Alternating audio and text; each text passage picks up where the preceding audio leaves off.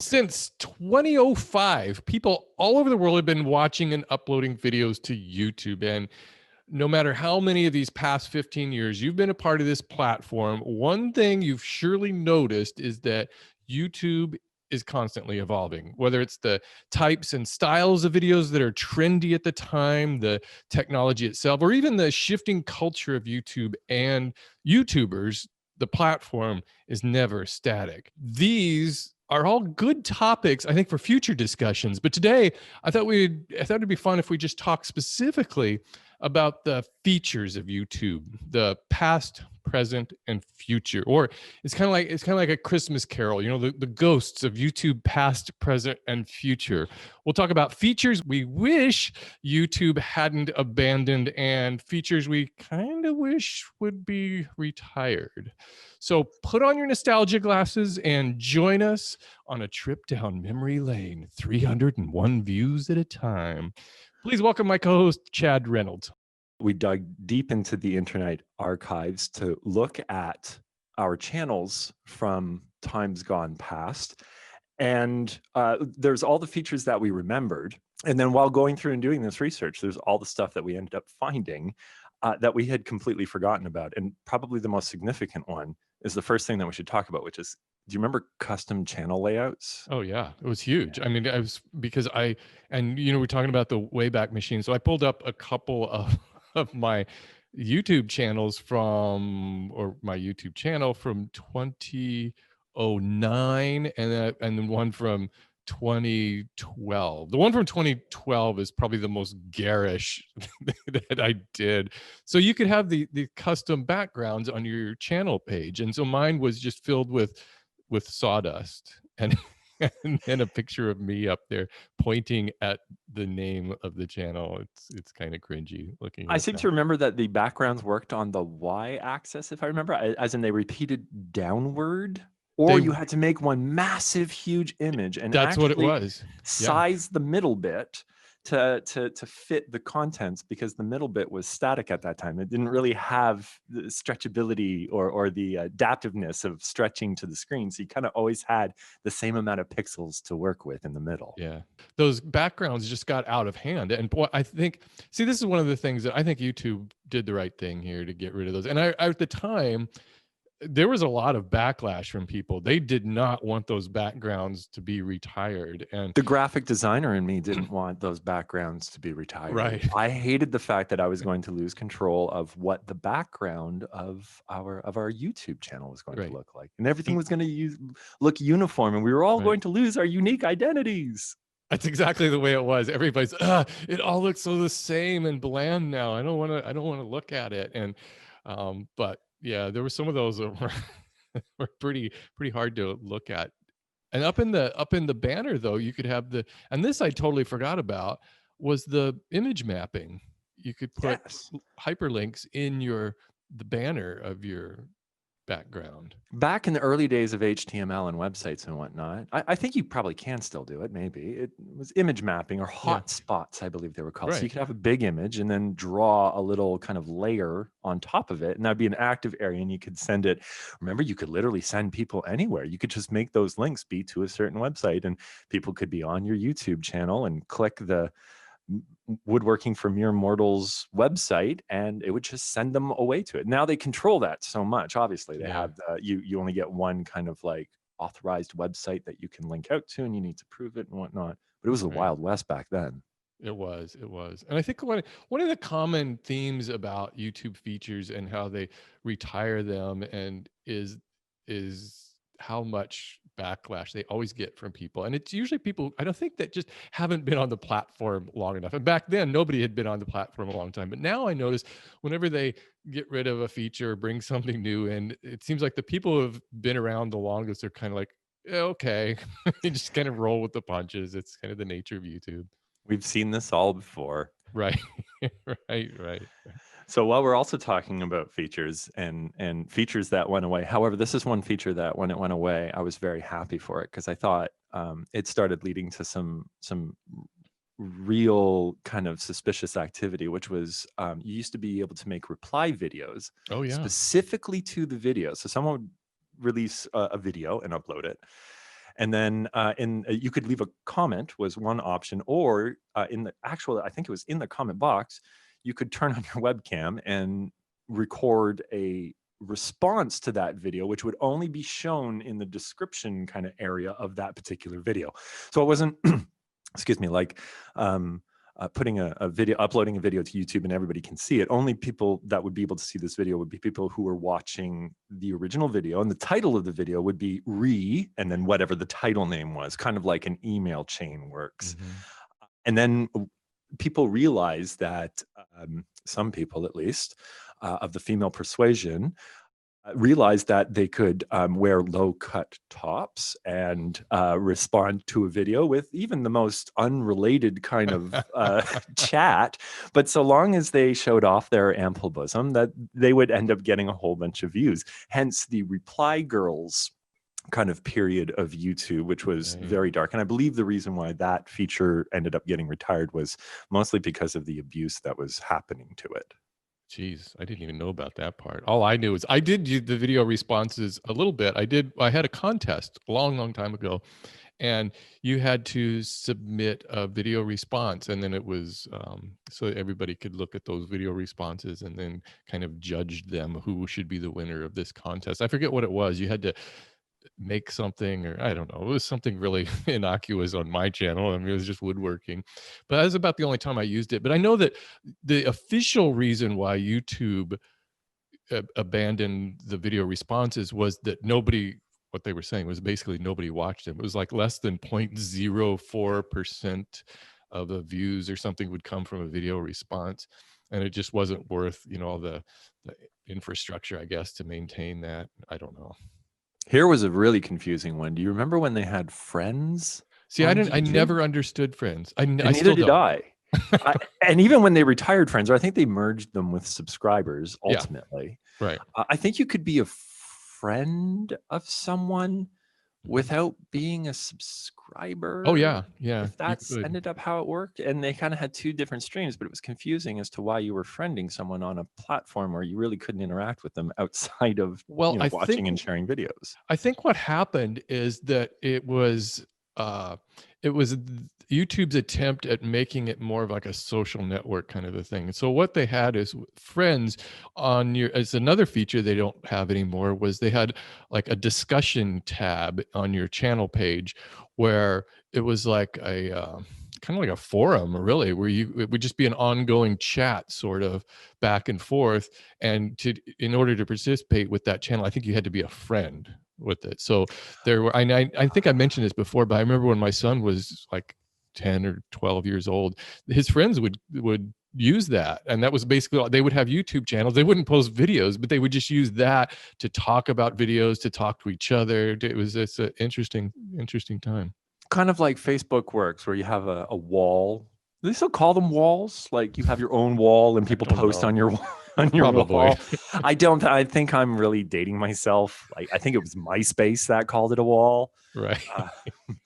But actually they moved from that, and didn't they go into Google Plus, or do you remember that Google period Plus of time? Okay, now Google Plus was the one that was the first genuine outrage among YouTubers and people who just watched YouTube, was that you were forced to set up a Google Plus page or account in order to use YouTube. That was the one that I was on the side of the people who were complaining. I had a pitchfork in my soapbox. I was not happy about the fact of being forced to do it. Yeah. And they were trying to move the conversation over there for a while, and then they tried to turn the entire comment section into like a Google Plus. They went hard on it for a while. For a 2-year period, they went very hard on Google Plus, and it was a lame duck out of the gate. It was a lame duck. They so wanted to be the Facebook killer. And Google Plus, did you ever, well, obviously you had a Google Plus account, but did you ever actually use the Google Plus social site? I remember being really confused about how it works. I think Facebook is confusing, but this thing was it felt like it was just made by developers, and there was no insight into user, because they're like, okay, you have to have friends, but then you put them in circles, remember? And it was like a Venn diagram or something of who was going to be part of your of your Google Plus. And it was so intrusive and overbearing, and they really went hard on making sure that like everybody signed up and they made it an obligation. And then it was tough because in order to change like your profile picture, your avatar, you had to go through and do it on Google Plus. Right. And then yeah. So and we would end up sharing our video as well, like in the time where I was like, share it on Twitter, share it on Facebook, and share it on Google Plus. And they were trying to encourage us to put it in our banners as like another. Right. Like, I remember that. that. Stay in your lane, YouTube. Like you ended up winning. You didn't need to become Facebook because No. no one likes Facebook anymore. And now everybody likes YouTube because you guys didn't do that. I think that was the secret, was to stay away from something. If you were to find some YouTube videos of the time, I would have to look at about what that time period was when Google Plus was, forced upon people, and look through the comments. What you would see is there was a lot of these kind of comment memes, I guess, going around where people would just flood the comments with like, remember there was like Bob, there was like the tank, and he used the little little tank. Wow. We're gonna have to find some screenshots of that. I do remember. He's like shooting Google Plus or something, and it was just, and you would copy and paste those in the comment section. Oh, here's one. Okay, and I alluded to this in the intro, the 301 view count. And it wasn't actually, it's not a feature. It a glitch. was. I mean, it was. From a technical standpoint, it was a feature. And so those of you who have been around on YouTube, using YouTube since, when did they finally change? August 2015 is when they stopped. God, has it been that long? Oh, man. So if you've been on YouTube for longer than 5 or 6 years, you'll remember the 301 view count. And it was, what would happen is whenever you posted a video, if it was a video that was got quite a bit of traction. If you had a video that would get 5 views a day or something, it wouldn't apply to that. But so it would start racking up your view counts, and then it would stop when it got to 301. Sometimes it would be 302. It would be close to there. And you would always see people in the comments and they had to be people who just were new to YouTube or something. They'd say, I don't understand this. How is this only 301 views and there's 3,000 comments or something? But do you remember exactly the purpose of that? Could you, from a technical point? So in anticipation of this, I actually did a little bit of reading, and I found an interview with a Google employee, and they mentioned that it is kind of what we think it is. I think they do it in the background now, for the most part, and I'm sure it's incredibly hard to do in real time at the scale that they have to do it. Yeah. But 300 views, I believe, was the amount of views a video would get to put it into a category, which would be like the top, like kind of 1%. We all get that millions of videos are uploaded every day to YouTube, but for the most part, there's a small percentage of videos which get uploaded every day that are going to get a huge amount of traction and a lot of views. There's a lot of videos that get uploaded that get 12 views, further to your earlier point. And way back in the day, and it's been this way for a very long time on this platform, it's a race to get as many views as possible. That's always been the perception of a good video, is get as many views as possible. So people would do anything that they could and to ramp up the views as quickly as possible. So Google or YouTube decided to put in a period where they go through and they vet the views, or they kind of make sure that everything's on the up and up with the traffic, where it's coming from, if it's unique IPs and da-da-da. And clearly that probably back in the day, 5 years ago, took a little bit of time to do. So they would race you on up to 301 views, and then I remember for a while they would say 301 and there would be a little plus behind it, right, to insinuate that you're well past 301 views. But hold on, everyone, we're checking each one. We're checking all of the ballots to make sure that each of the votes is being counted correctly. And it was because advertising got in there, and they wanted to make sure that those were valid views, that there wasn't some sort of bots that were just racking views. Allow us to assure you, it had nothing to do about making sure that the view counts are accurate. It came down to advertiser dollars and making sure that the advertisers were happy and not, getting spammed, viewed by some person's gaming channel who sends it out to all their friends and they spam the views or whatever. So I used to, way back in the day, 301 was a good amount of views to get, but it usually took us a little while to kind of, once you'd launched the video, to get up to that point. So I used to gauge the success of a video based upon how quickly it got to 301 views. I would know, it's like, oh, it only took 12 minutes. Last week's video, it took 14 and a half minutes. And I had a big spreadsheet. I'm putting that in air quotations. I had a piece of paper and I had written down all of the video titles and how long it took to get to 301. And then they ended up changing that, and that threw my entire system out the window. And you know that it was and you're right when you mentioned that they are kind of still doing this, but it's more hidden. I think they don't just put up the 301 view count thing because, and they still have to validate views, and they have to, it's all automated. Of course, there's not one guy sitting there making sure they're real views, but it takes time because there's such a flood.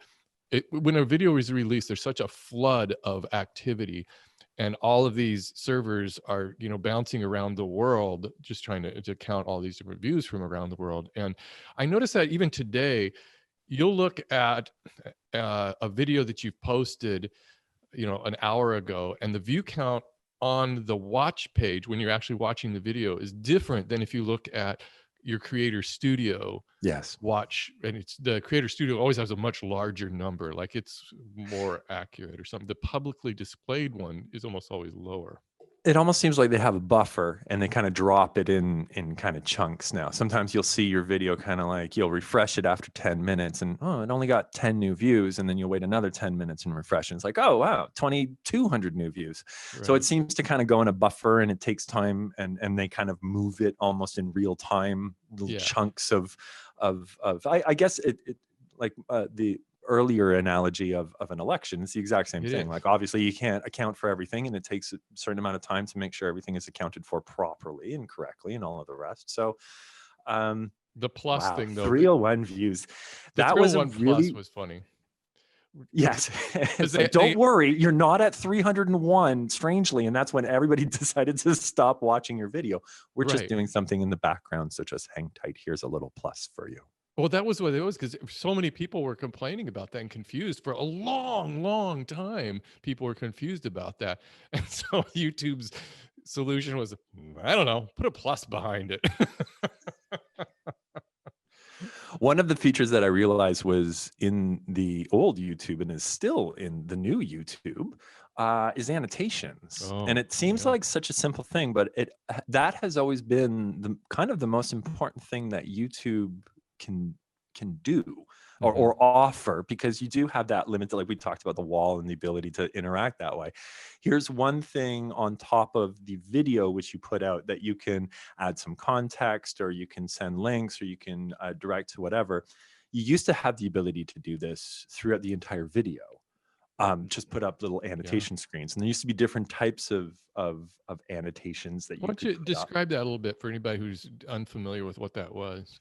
So you would upload your video, and now when you upload your video, annotations come in the form of cards, I guess would be one, which is the little eye that pops up in the top right of the screen, and then the creator has the ability to fill that with other videos, other channels, or sometimes, if it's an improved website, links to other websites. So if you're that's when the one wherever you see the user say click up here, and they're usually pointing click up here, and that's when that little eye pops up. Exactly. And then you can shoot that out, and it's an unintrusive way to kind of offer that context to the video, but it kind of puts it in a little panel which you can expand. And however, back in the day, it was just all over the videos. And it led to two things. It led to a lot of creative videos, because people could do choose your own adventures, and you could break up the screen. And I believe you could have dozens of annotations on a screen. So you, from a creative standpoint, you really have the ability to do some interesting things. And people used to put in Easter eggs or little things, or choose your own adventures, and upload a whole bunch of different videos, and you'd be able to go on these kind of like stories and this, that, and the other. And it was really fascinating. However, what usually kind of coincides with the creativity aspect is people taking advantage of it. So therefore it just started really getting abused, and people would fill the screen. Actually, for a brief time, they allowed users to contribute to the annotations, like open source annotations on It's a like, video. what are you thinking, YouTube? I Oh, think it was people do it. if I read it correctly, I think it was a beta that only lasted for like a couple of months because they realized what a shit show it had turned into. God, I But know. they allowed people who were watching the video to add annotations on the screen to the video. Now, again, you could turn off the annotations and you could turn on the annotations. So you didn't have to watch the video with the annotations, but the vast majority of users didn't know that. They were stuck with all of these annotations all over the screen. So they stopped that right quick. They moved it to the last 20 seconds of the video is now when you can do all of your your call outs and all of the rest. They're called end screens now. Right. And they've put it specifically at the end, and now creators know to do that. But no, back in the day, it was again the Wild West. People just annotations everywhere. Visit my website, go here, click this, click that. So there was a, a couple of things that were really useful with annotations, and a lot of people use them the right way. And this is something I kind of wish there was a way to do now, is a lot of times, and I would do it myself, is use it to correct something in the video that you said or you got wrong, and you could just put up a little pop-up that would say, this is really what I meant to say. Whereas now there's nothing you can do about it. Once your video is up there and you've made some sort of mistake, even if it's just a minor mistake and you want to correct that, you've got to download your video, or you have to remove your video, re-edit it, and upload it again. You've lost your view counts and all that stuff. So that I thought was really handy. And I thought whenever people used those the right way, that was a perfect use for it. And the other thing was the choose your own adventure kind of thing was fun.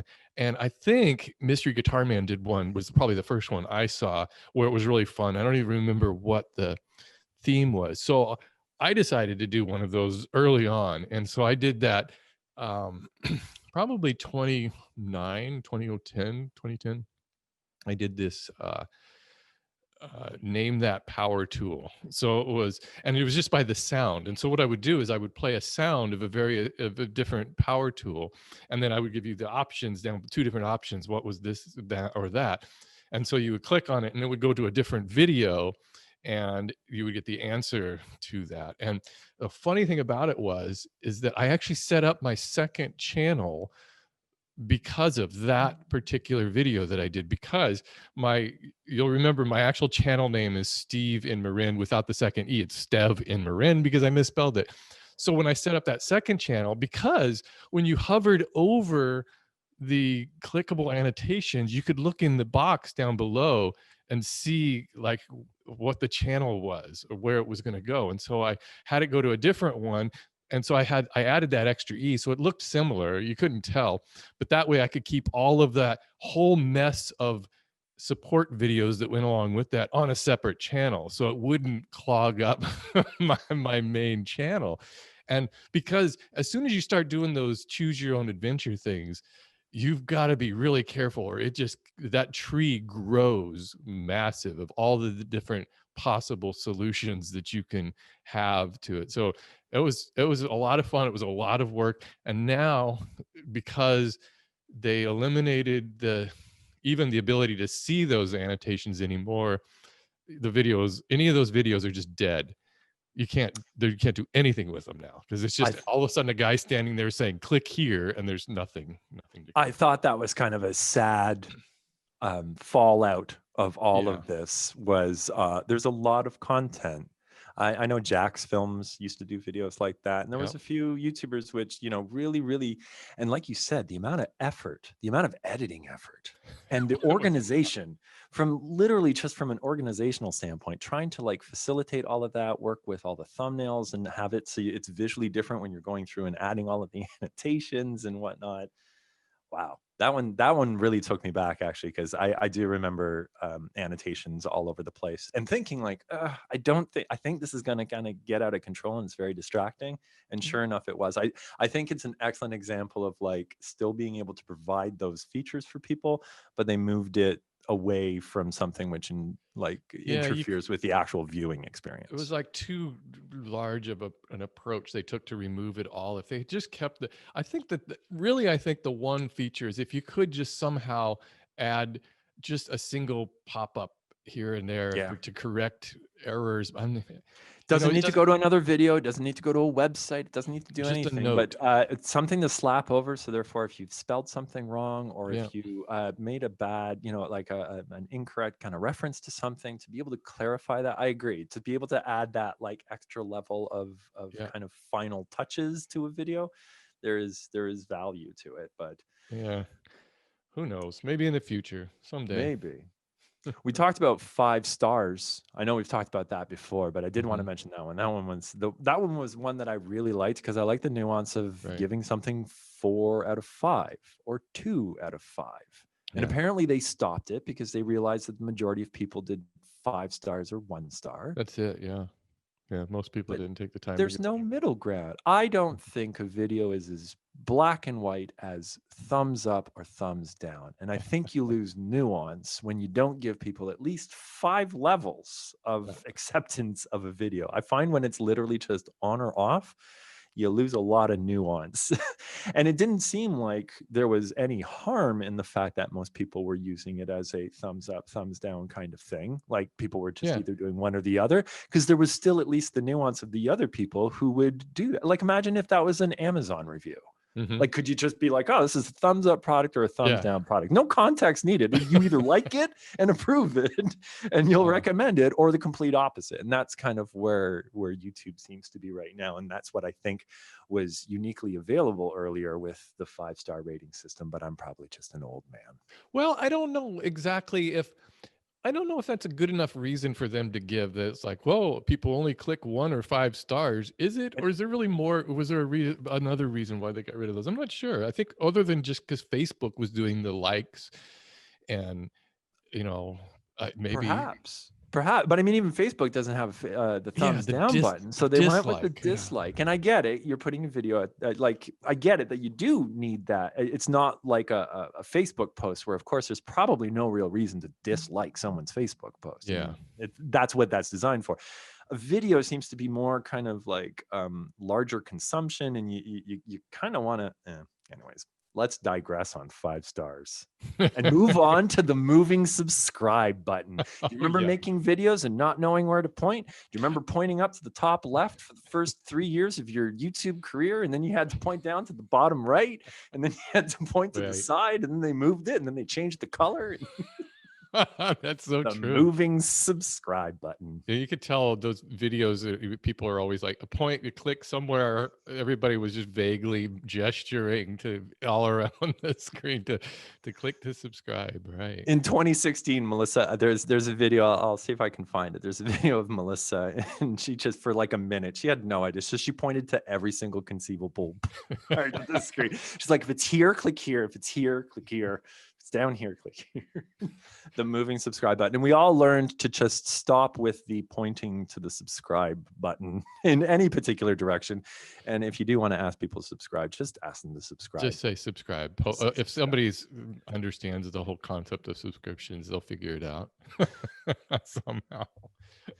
Perhaps we should move on to some of the present. So that's a pretty good look back at the way things were. Oh, I got one more. Oh, go ahead. This one they just ended. User submitted captioning. Remember? That's right. So if you're a Polish person, you'd be able to go and type it out and contribute.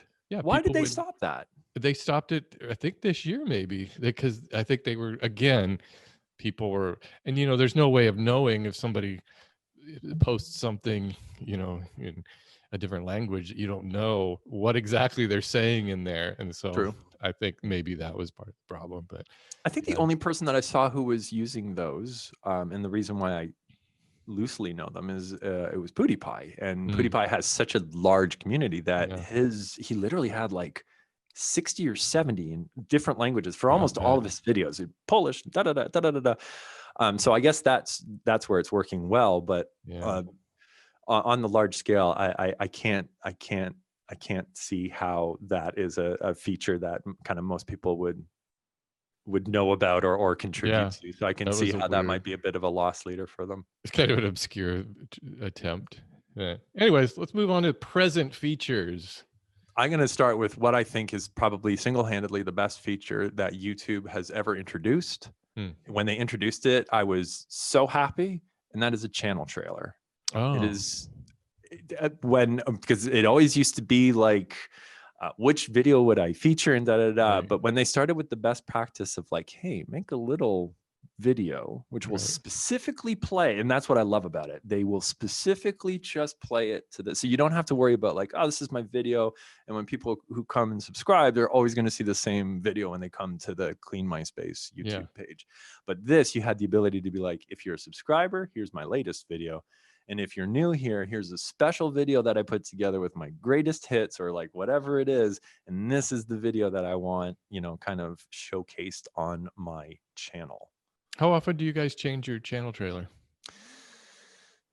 Well, interesting, because as much as I just touted how amazing a channel trailer is, we also now more so use that to help promote the latest video. Or occasionally I will just go through analytics, find the video which organically generates the most amount of subscribers. And whether I like it or not, I use that as the channel trailer. So we've used the same video for, I'd say, the past 3 years. It just happens to be one of our videos. But That's the the way I intro am. of said video ended up sounding a lot like what would make a very good channel trailer. Melissa's like, I've been I wrote a book and my job on YouTube is to so that video just happened to get a lot of subscribers organically because of the way that she mentioned what she mentions at the beginning of the video. So we use that as our channel trailer. Have you ever made a channel trailer? Yeah, I had one channel trailer that I used for years, and it was so dated. I mean, I just never changed the thing until I think it was about 2 years ago, and then I posted, and it wasn't a specific trailer, it was just a video, kind of like what you were saying, that seemed to encompass what my channel was about. And it was like 18 things new woodworkers need to know, something like that. So that's my channel trailer now. And I get, so many views off of that thing, I'm sure, because it's used as a channel trailer. But I see a lot of YouTubers doing that now, where they won't really make a specific trailer, but they'll just use kind of a representative video of the I channel. mean, it's a fruitful exercise for anybody who has a YouTube channel, is wondering what to use. Go through your analytics, Yeah, search your best videos by the amount of subscribers that they generate organically. So they're out there in the wild doing their things. There's clearly going to be a few anomalies of things that work. It helps for any kind of future content production, but more so, that's the kind of stuff that you want being the first and foremost video that people see. So that's why I really like channel trailers, because it really seemed to be an incredibly empowering thing for creators to kind of decorate their house. And we were talking earlier about stripping away all of the customization that you could have, yeah. changing your background or changing some of the banners or whatnot. Like, we still have a few of those things, but the channel trailer is one space where you can, you have people's attention. So it's a great place to put a video, which is going to be high impact. One recent one, which I really like, is video chapters. I use them in all of our videos now, Do and you? people absolutely love them. It started off just as timestamps. Yeah. Quite a while ago, I would pin the top comment being the timestamps of all of the interesting kind of points in one of our videos. And then they started doing these formal chapters. And now when you hover over the scrub bar or whatever they call it on YouTube, you can Yeah. actually see the different sections of the video. It's particularly handy on those very long videos where you Yeah. just want to get to the point, the part which they're referring to in the title of the video, and you Yeah. don't need all of the other stuff. So it's kind of nice to be able to scroll through and kind of see where that part It is. helps to eliminate that snotty comment, the one that says video starts at 2 minutes 20 seconds or whatever. So now I like replying to those comments and being strange. We made it so it started at 0.00. but I use the chapters.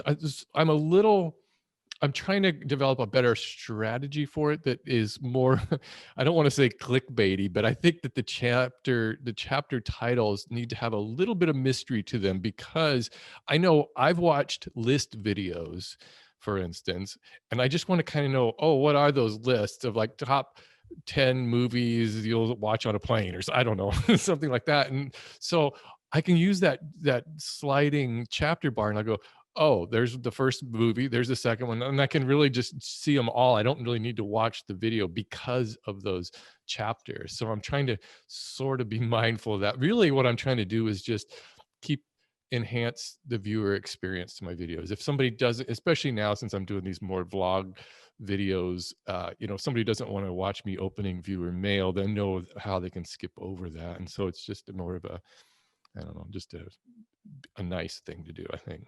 And I'll be honest, YouTube has spent the past 15 years having people yell at them for how ridiculous their decisions have been, how stupid their features are.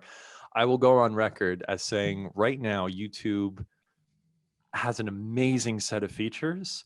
I was just about to mention the comment moderation. Single-handedly, what they've done with being able to moderate your comments, take care of trolls, people like that, the amount of however much development has and time has gone into that, it has certainly shown. Because one of my favorite current features on top of the channel trailers is the ability to mute trolls.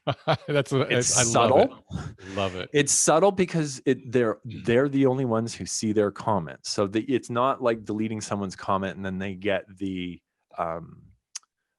benefit of knowing that you either read it and then deleted it, or you acknowledged it in some way and then you got rid of it because it offended you or you didn't want it. It at least gives them that acknowledgement. The best part about just hiding people from the channel, I love it, is it just sends them into their own little echo chamber. So it looks like but their comment gets no traction because no one else can see it. So they can come back and visit over and over and over again and continually give us views every time they come back to check their troll comment. So all of you who are listening, who leave troll comments, you're just getting muted. No one's listening, and all you're doing is giving the person more ad revenue as you go back to check. It's hilarious. It's like sending them into a corner. It's like putting them in a corner of a room where they're going, hey guys, look at me. And nobody is paying attention. And you could just put a little silo around them and they will just entertain themselves for hours on end. So that I think is amazing. And I love the way that they did it. They didn't make it where you ban someone. You didn't do this. They don't get strikes. You just literally just put a cup on the spider and you don't need to worry about it any longer. So hey, I'm down with that one. Let me ask you about playlists. Because that's a feature that has been around, I'm pretty sure, since the beginning of YouTube. Yes. Maybe like 2006. Maybe they didn't have it in 2005. But do you, because that's a feature that's never going to go anywhere. That's the permanent feature, I'm sure. How do you spend a lot of time organizing your own videos in playlists? And two, as a user, do you really use playlists? As a user, I never use playlists. Yeah, I don't either. I'm a very selfish and focused and abrupt YouTube user. I come get what I want and I bounce. I'm very good at trying not to go down rabbit holes and whatnot. So I find that really helps, just kind of come and get what you're looking for. So I don't have time to continue on your playlist. However, we've had YouTube partner managers for long enough yelling in our ear to be like, put everything in playlists. When you link things, put them in a playlist. Pin a comment at the top of all of your new videos, linking to a playlist of related videos. Get people into playlists. Playlists are good. So I clearly get that. We did that heavily in 2015 when we really put a lot of focus into like these types of things and really trying to be in tune. Not saying that we don't now, but we certainly did a lot more of that back then. And I put a lot of work into playlists. However, we're at a point now where our playlists are very dated. They're all from 2016 and they have 500 videos in them and they're kind of like a mishmash. So one of my over the holiday break jobs is to go through and do some serious decluttering and organizing of our playlists. What about you? I have playlists, and I also did this thing and this was also back when I had a YouTube partner manager, and she, advised me to set up like as many playlists as you can possibly set up. I mean, and it doesn't even matter and this is the weird thing, it's like, it's not about even people watching those playlists. It's just about having them. So I was setting up playlists for the most obscure category, like woodworking projects for this corner of your kitchen, or, I don't know what it was, but like super, and where there'd be like specific 3 videos in it, and just having all of these, there's channels that have hundreds of playlists, I mean, they just put a playlist for everything, but I don't do that anymore.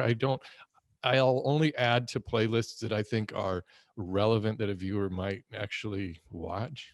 But I don't, and this also plays to a current feature of YouTube, and I don't know, it's been around for a while, is the autoplay feature. I know on playlists they have the autoplay. You can check or uncheck where it just goes one to the next to the next, and I don't like having things autoplay. But one part of YouTube I use is the watch later, because a lot of times I'll Yes. look through my home page, home feed, or my subscription box, and I think, well, that looks interesting. I'm going to just watch it later.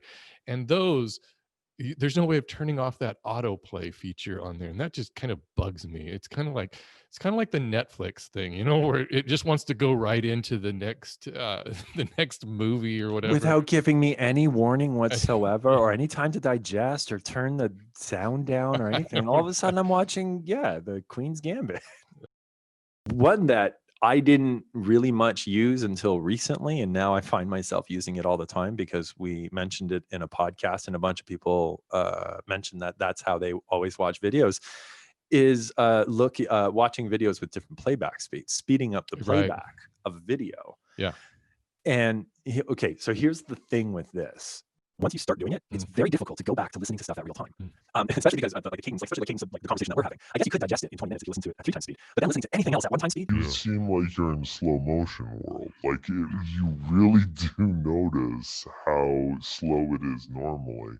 And I get it. If I'm just trying to do research and I want to plow through a 20-minute interview, I don't, it's fine to listen to, but it's weird to listen to it once you kind of go back to 1x. Yeah. Do you listen to videos at different speeds? It depends upon the video. It like you said, if it's more of you know, and I don't even know how to categorize how I do that. There's a lot of videos where I think I can just get the information faster, but there's some videos that are edited in such a way with so many quick jump cuts, and there's hardly, people will edit, so there's hardly any pauses. And if it's something where they're trying to show me how to do something, then I need, it's like I kind of get overwhelmed. I have to have time to kind of to digest what they're saying, and so on those I'll slow them down. As a rule, I don't watch videos at as a rule, I watch them at normal speed. I would say maybe 20% of the videos I watch is at 1.5 times speed. What is that influence, do you think? Do you think it's because of the mental, that like the Instagram mentality or the TikTok mentality of just like next? I mean, we talked about like the autoplay, and it's just about like getting stuff, like it's about consuming stuff as quickly as possible, and it almost kind of steps away from like worrying about whether there's quality in there or not. It's about it's almost like just assimilating the largest amount of quantity in the least amount of time, and then just being like, wow, I managed to watch a 60-minute video in 20 minutes. And maybe I lost a lot of context and nuance of the conversation, but like I got all the important points. So, I mean, I'm certainly not being like, you shouldn't do it one way or the other. It just, when I first heard it, I'm like, wow, that sounds so strange that people would watch other people's context or like content at such a fast speed. And then I started doing it. I'm like, oh, I certainly get the benefit of doing it. I get to plow through a lot more stuff, but I don't know. A lot of it feels like it's almost like consumption just for the sake of consumption. Like, I just got to get this in. You're just like hoovering it all up. Right. it sort of is. Hey, do you use closed captioning? No. Well, Google or YouTube does a very good kind of like automatic version. The auto captioning is a lot better than it was even a couple years ago. That thing is constantly improving. But I know also one of the things a lot of like YouTube experts, again, is that what you call somebody who's always, you know, telling you how to work YouTube? They always tell you you should caption every video by hand. And I did that for a while. In fact, for a while, I actually hired somebody to do that. And then I didn't notice any difference in the, you know, number of views or watch time or anything. It just seemed like a kind of a pointless task that was just eating up time and effort. And so, and the auto captions are pretty good. They're a lot better than they used to be, and they're pretty close to accurate, aside from obviously sometimes when you kind of slur some words together and whatnot, it turns into a bit of a word jumble, but for the most part they're bang on. Another one that I really like that they came out with recently was the community tab. Finally, an ability to, we were talking earlier about the wall. This is kind of the new version of the wall, and your ability to post links outside of YouTube, which is great. and it shows up in people's feeds. So I've noticed we've had Antonio, Real Men, Real Style, on the show, and he uses it like every day. He works it. And I think we actually even mentioned this to him. He has people who like are like tapped in and tuned in Yeah. to the latest and greatest of YouTube. So if you want to know, it's not necessarily Antonio directly, but he's got people, and his people know all the latest and greatest. So I need people. He's a great user of community posts. I use community posts. I think now kind of actually, I recently have been a convert to community posts. I do have people actually doing that. Well, I have a person doing that. She's a good person, but we're experimenting with what to put on there, and I know that polls are work out really well. Yeah. To ask a question, although I got to come up with some good ones to put on there. And so we're still kind of working with those community posts. At first, when that feature came out, I thought, does this mean that your entire home and subscription feed is just going to become, it's just going to become Facebook. It's just going to become, or Instagram with just a bunch of pictures. And it hasn't become that. And not many people are, for whatever reason, not many people, we bring up Antonio for that reason. Not many people are using this. Well, feature. I think a lot at first. It feels intrusive. As a creator, I feel like I use it very sparingly. I try my best to we use animated GIFs. So therefore just visually, we try to make it so therefore if you just watch the GIF, it would kind of show you to do something or a little trick or whatever. So it's at least providing some kind of value outside of just using it as another, hey, go watch this video and share it that way or whatnot. Behind the scenes photos are good, or like little kind of clips, or in the case of when Melissa was on the podcast, that's a great way to promote another video without really kind of like making a video about it or doing some whatever. Now you kind of have this little kind of community like bulletin board where you can kind of put up links to other interesting things. I'm down with community posts. I'm just really surprised that most large creators aren't using it more. Right. And it'll be interesting to see where that goes. There's a lot of times on what YouTube seems to be doing, I don't know, either for better or worse, is they're trying to catch up with other platforms. So they've come out with now, well, first it was stories, right? Because well, first Snapchat did it, then Instagram did it, and then YouTube's like, oh, we should do stories. And now the shorts, which are still in beta in India, the actual shorts, you can still do them. You just have to put a hashtag shorts in your title, shoot a vertical video. I know it's another thing that Antonio's experimenting with right now. And I've seen other creators experimenting with the shorts, but all these things like that are, they seem reactive on YouTube's part. So it'll be interesting to see how that fleshes out. And do you stories on YouTube? Nope, not there yet. No stories, no shorts, no nothing. Don't quite understand how to use them. I'm well versed in the Instagram story phase, but that's because, well, you can swipe up to go to any link, and I like that flexibility a lot more than just constantly sending people just to, I mean, it has been YouTube's Achilles heel, just being able to send people into the platform and not like needing, like protecting people from like going off of platform. And a lot of the reasons why we would need that would be to go to Makers Clean or to go to cleanmyspace.com, and they don't really allow that. So we do that through Instagram stories, which seems to have a much more authentic community of people who are doing that. It feels like we're trying to do it because it's working on Instagram. Well, also, and that in itself is like usually doom for any feature, like regardless of how big the company is that's trying to roll it out. On Instagram, the stories are right there on top, and it's really easy to see. On YouTube, the stories are, once you start scrolling through, then they put them like halfway through your. And do you ever watch stories? No. Never. And that's what I'm getting at. I use YouTube to watch videos. Okay, here's a huge change. Actually, there's a couple of changes that have happened. And this applies to creators. This is nothing for the user. And it has to do with Adpocalypse. And it went back to a couple of years ago when there was the whole meltdown of advertisers not wanting their ads showing on videos that were deemed, inappropriate. So what YouTube instituted, and this is also part of the COPPA, is that what it is? The children's COPPA, one COPPA. of the two.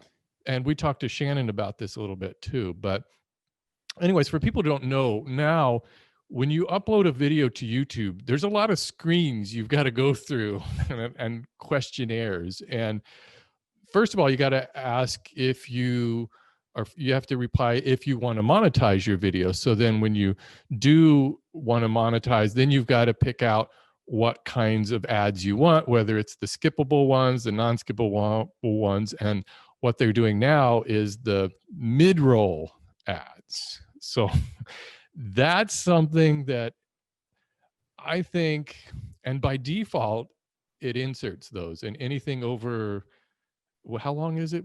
It's mid-roll? 8 minutes now. It used to be 10 minutes, and now it's Right. 8 minutes. And you used to have to do it manually, Right. but now they really push for the just let us do it. And strangely, since they've started doing it kind of in that automatic way, it seems like there's a lot. They put a lot more ads in one of our videos than I think I would be comfortable putting in there. So you check that, or you leave that checked about the mid-roll ad? You allow those on your videos, or is it on a video by video basis? We always we will do whatever. I mean, it was always, if you get 10 minutes, you get to insert, a mid-roll ad. I think you could insert up to 4 or something like that. We did it where we would put a mid-roll ad in the middle or somewhere. If it was a 10-minute or longer video, if it was like a 20-minute long video, we maybe put 2 mid-roll ads.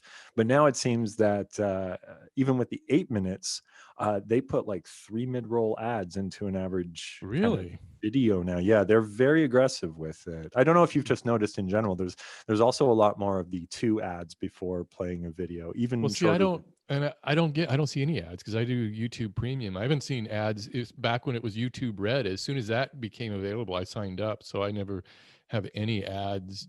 So I'm never really sure what the state of the art is on ads interrupting videos. And I personally, when I think about it, I uncheck that mid-roll ads on my videos. Sometimes I just forget about it because it defaults to that, and I've never had anybody complain about it. So I don't know if I'm not really sure.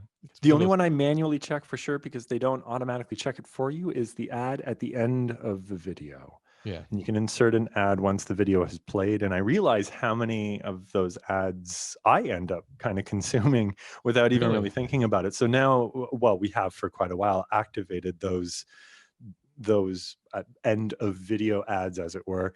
But it's interesting that you bring up the YouTube Premium, because that in itself is kind of a feature. We now have the ability to surf YouTube with no ad interruptions whatsoever, which must make the viewing experience considerably different. How long have you been a premium member? Oh, ever since it first started. When it was called YouTube Red, it started out, and you could, I think it's like $15 a month or something, maybe, I don't know.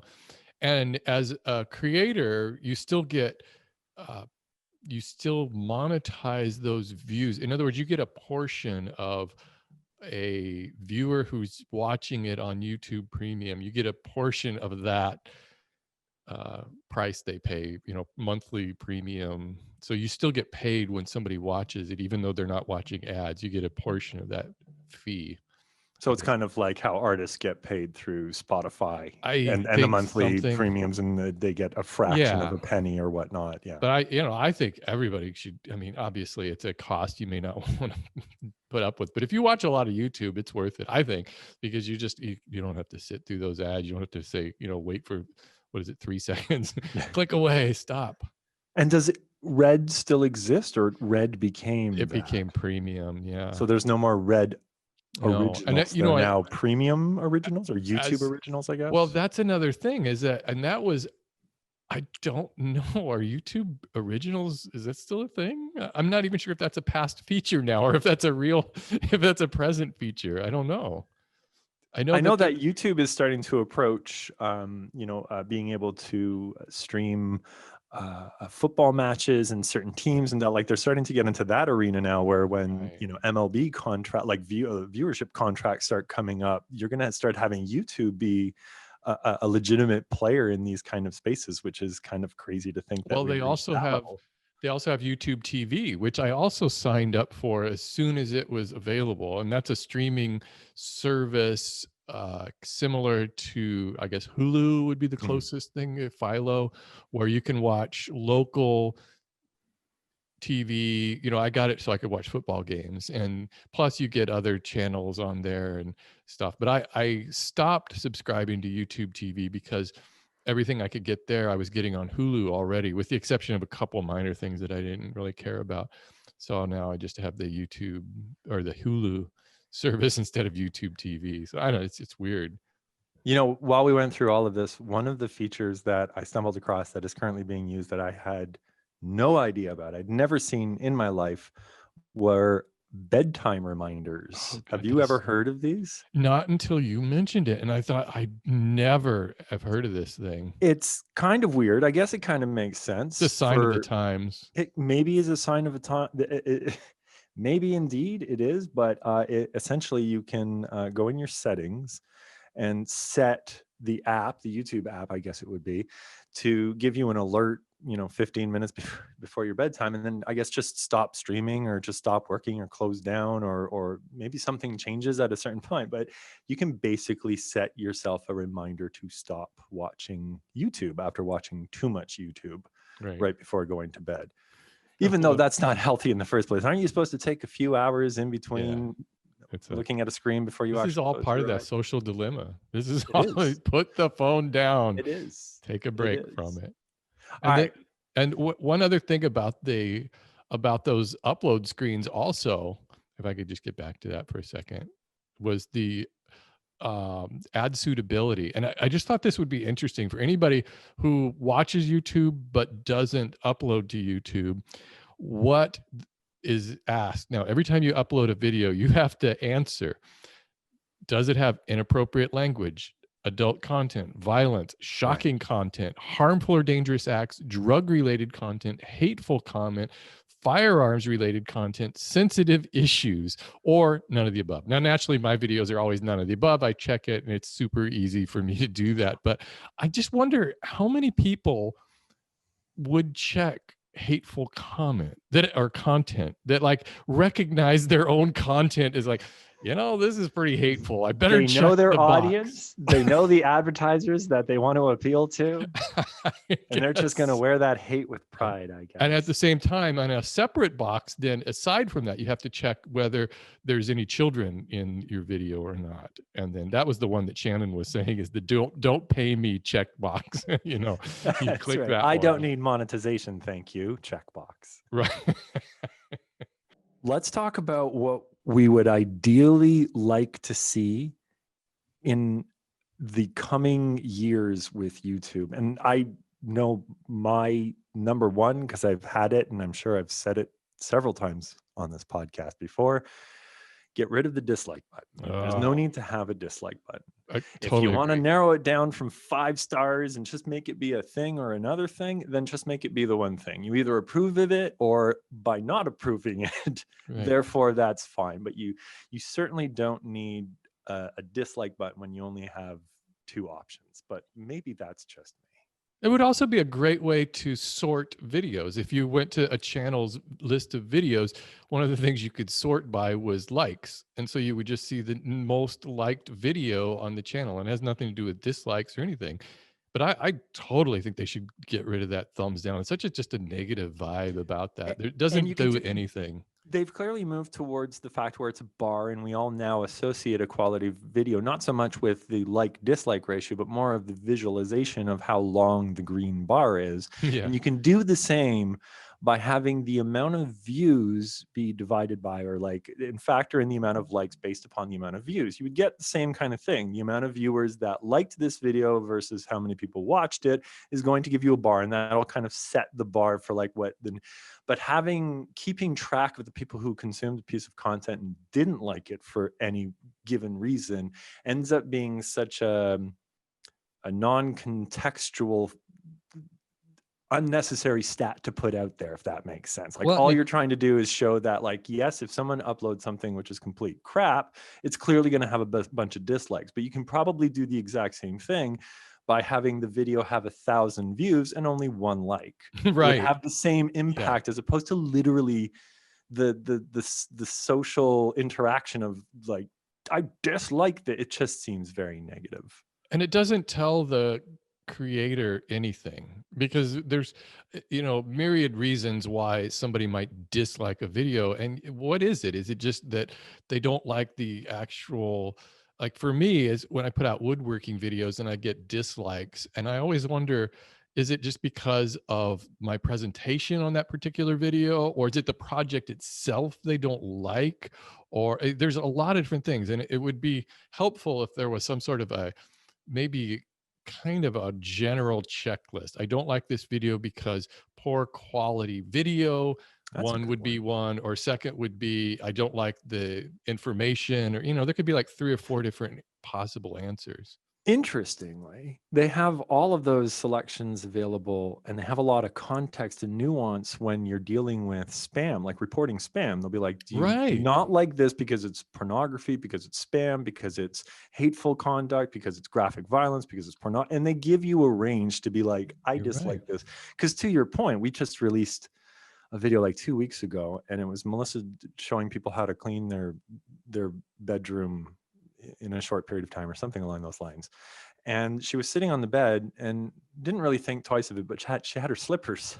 She had her slippers on, and she was sitting cross-legged on the bed. And that just triggered this large group of people just to be like, I can't believe you have your slippers on the bed. And they disliked the video for that. So it's like, Wow. should people who watch this video in a year from now come back, look at the to like have this metric of like, oh, here's the dislikes, and have all of these people who didn't like the video, not based upon the information that was being delivered or the production value or any of that, but because they don't like the fact that Melissa wore slippers on the bed, it kind of throws such an irrelevant blanket over the dislike thing to begin with. It does. It does. One of the things I'd like to see go in the future is, well, I don't think it would be going. It would be a new thing that I'd like to see YouTube implement, is doing more with dead and dormant channels. People who have set up YouTube channels and haven't touched them in years or something. And so you have your subscribers, and a lot of these are just channels that barely, either somebody hasn't checked in on it in 10 years, or it doesn't, they never do anything. As a creator, it would be helpful if you could weed out channels, subscriptions that aren't really doing anything with their subscriptions. They don't watch your video, they don't participate. I know a lot of YouTube creators probably wouldn't like that because it would lower your subscription count, but it would be more useful if you could actually get rid of those. And I know YouTube kind of does this from time to time. You've seen those notices on your Creator Studio where it says we're trying to clean out old channels or something. But I think we have one coming up, actually. There's one coming up. And I never coming notice a weeks. huge drop. I don't notice a huge change in subscribers when that happens. So I don't know what their criteria is, but I don't know. I wish there was a way that you could, I guess what I'm looking for is a way to really drill down deeper into who the subscribers are. I mean, not obviously who the people are, but what they're doing, rather than Like just a subscriber is just somebody who pushed a button that said subscribe. or a That's second all it is. tier. They tried to do the thing with the bell icons, be like, there's a subscriber, and then there's a subscriber who is click the bell notification notifier, and those people now actually, so you can subscribe without getting a feed, you can subscribe with getting a feed, versus I think what you're driving at, which is, here's my 1 million subscribers, here's the 35,000 people who are actively engaged in my content. You can do it with like your email lists. If you use MailChimp or any of those kind of, you can go through and be like, I don't want to have to pay like a subscription service to have 10,000 people on an email list if those people aren't doing anything for me. So we go through and we prune our email list. It'd be nice to maybe kind of do it. It would give more substance and more context to the subscriber number for sure. Because you'd have a lot of older channels which would then probably have those things kind of sponged away quicker, and it would be more it would make it be more substantial how many subscribers you have, as opposed to just everybody has 1 million, because there's a billion, YouTube accounts out there. So having 1 million subscribers doesn't really mean much anymore. Yeah, it's true. It's true. And I think lastly, will there ever be something that comes to replace YouTube? Everybody's always saying, oh, and this is kind of goes back to every time there's a new feature and people are like, pitchforks and torches and we need somebody to kill. Guys, go check out Vimeo. It's amazing. And they don't censor us like YouTube does. Remember Blip? Blip, that was another one. Yeah. Ustream. I mean, that's an entire podcast in itself of people who have come along and tried to take the crown, as it were. But I don't think it's going to happen. I don't think there's going to be another video service. At least I can't imagine it, especially anytime soon. Probably, I don't even think in the long term there's going to be any service that's going to adequately replace YouTube, because YouTube has such a large infrastructure and has already done all of the work getting this to this point.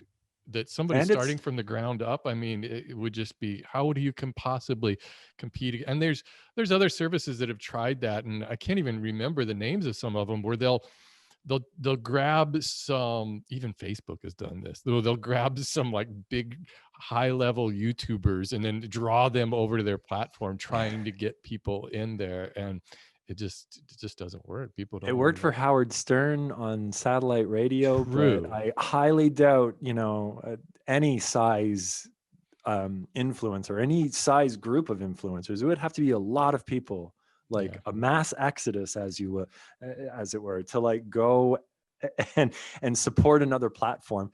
And even when you do get that, how are you going to support the resources required to actually have a platform for viral videos? We're all here to get as many eyes as possible, to get the video that gets millions of views so you can build up millions of subscribers. How can you possibly do that without having the infrastructure of Google behind you? And like just like the data and like being able to stream, as Matthias has said in a podcast back in the days, where you used to have to be mindful of videos going viral. And it's like, how am I going to pay for the bandwidth?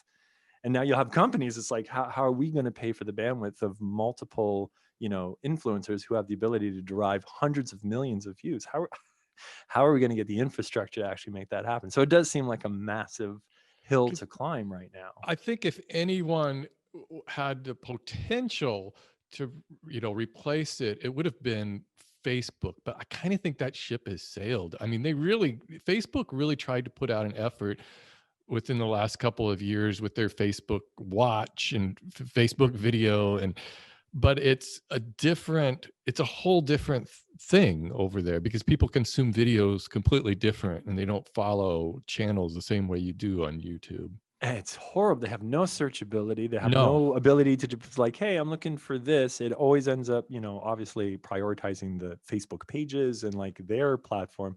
It really did seem like you're building your highway a little too wide right now. I think you guys should just kind of focus on what you're doing and just leave and if you've seen the quality of video that works on Facebook, that would never, I mean, it's the same thing with Vine and all of the like the other styles of content, even if it is video, it gets away from like the ability to produce a 15-minute piece of content that can sit for years and be accessible by anybody anywhere in the world. Right. And it's become part of our vernacular to just like talk about YouTube as like, it's not even like that's just the website, like that's the whole form of getting a video out there. You don't go viral on the internet anymore. You go viral on YouTube. You're a YouTuber. Everything is a YouTuber. That's what this podcast is about. Yeah. And I guess to wrap it up, what we've been talking here with all of this is that I think that it's good to understand that YouTube is always going to be changing, and that just try to roll with those punches when they happen, because in my estimation, everything is always kind of worked out, no matter whenever somebody was predicting doom and gloom. This is it for YouTube. We're all leaving. Everybody boycott YouTube or whatever. And then you find out, the features work. They're working pretty well. I mean, they've got some pretty bright people working on this stuff, know a lot more about it than I do. And over time, you know, when I look at the platform, it's probably in a much better place now than it was 10 years ago. I mean, there was some features 10 years ago that would have been nice, but I think overall right now it's working pretty well.